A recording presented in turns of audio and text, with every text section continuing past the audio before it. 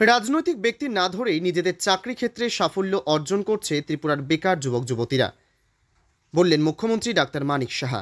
আগরতলা রবীন্দ্র শতবার্ষিকী ভবনে ত্রিপুরা সরকারের পূর্ত দপ্তর, সমাজ কল্যাণ ও সমাজ শিক্ষা দপ্তর এবং ত্রিপুরা স্টেট কোঅপারেটিভ ব্যাংক লিমিটেডে নবনিযুক্ত চাকরি প্রার্থীদের নিয়োগপত্র বন্টন অনুষ্ঠানের উদ্বোধন করে ত্রিপুরার মুখ্যমন্ত্রী ডাক্তার মানিক সাহা বললেন, স্বচ্ছতা বজায় রেখে কোনো প্রকারের রাজনৈতিক সম্পৃক্ততা মুক্ত রেখে চাকরি দিচ্ছে বিজেপি সরকার।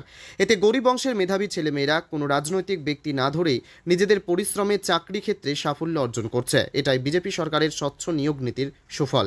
অনুষ্ঠানে ত্রিপুরা পূর্ত দপ্তরের জুনিয়র ইঞ্জিনিয়ার পদে 197 জন, সমাজ কল্যাণ ও সমাজ শিক্ষা দপ্তরে সিডিপিও এবং আইসিডিএস সুপারভাইজার পদে 126 জন এবং ত্রিপুরা স্টেট কোঅপারেটিভ ব্যাংক লিমিটেডে অ্যাসিস্ট্যান্ট ম্যানেজার, ক্যাশ কাম জেনারেল ক্লার্ক এবং মাল্টিটাস্কিং স্টাফ পদে 156 জন সহ মোট 479 জনকে চাকরির নিয়োগপত্র দেওয়া হয়েছে।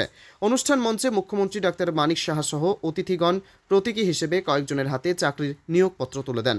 অনুষ্ঠানের শুরুতে সম্প্রতি জম্মু কাশ্মীরের পহেলগামে জঙ্গি হানায় নিহত পর্যটকদের স্মৃতির উদ্দেশ্যে 1 মিনিট নীরবতা পালন করা হয়। ত্রিপুরা থেকে বিক্রম কর্মকারের report, crime press Bengal news. এখানে প্রায় 460 জন মোট অফার এখানে আজকে পাচ্ছি। আমি সর্বপ্রথম যারা এখানে আজকে অফার পাবেন, আপনাদের নিজ যোগ্যতার কারণে কিন্তু আপনারা এখানে এসেছেন। কাউকে ধরে আমরা দেখতাম যে প্রসেশনে না আসলে চাকরি কোনোদিনই সম্ভব না। বছরের পর বছর আশা জাগিয়ে জাগিয়ে মানে প্রসেশন করবো তবে চাকরি পাবে।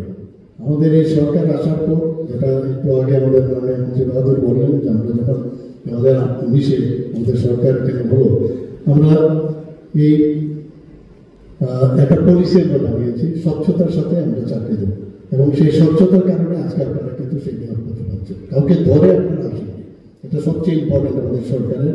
এবং মাননীয় প্রধানমন্ত্রী চান যে স্বচ্ছতার সাথে যেন আমাদের এই ধরনের নিয়োগ দেওয়া হয়।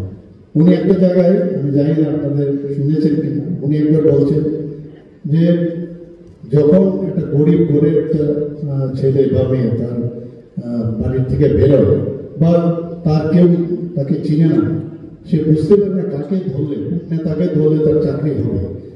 তো এই যে অবস্থা, তার থেকে আমাদের মুক্তি দিতে হবে এবং এই ধরনের যে স্বচ্ছতার সাথে আমাদের কাজ করতে হবে, সেই দিশায় আমাদের ত্রিপুরা সরকারও আমরা কাজ করছি।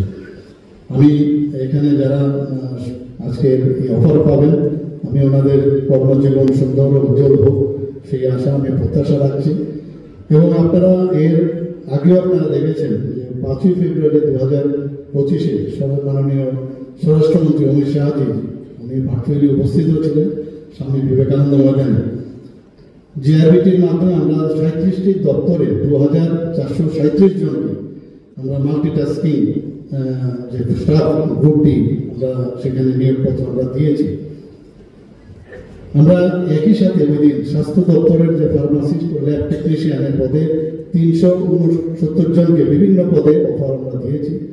সব মিলিয়ে সেদিন মোট 2806 জনকে আমরা নিয়োগপত্র দিয়েছি। এবং আমার মনে হয় এটা আমরা ত্রিপুরাতে একটা ইতিহাস সৃষ্টি করেছি। এত সংখ্যায় আমরা এই ধরনের একটা বড় ঘটনা, এটা আমার মনে হয় ইতিহাসে চিহ্নিত হয়ে থাকবে এবং সেই কাজটা আমরা করেছি।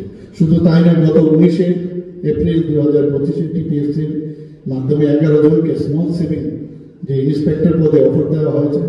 তো সব মিলিয়ে 2025 সালে এপ্রিল 2025 পর্যন্ত 3296 জন সরকারি চাকরির নিয়োগপত্র এখন অব্দি ওনারা পেয়েছেন।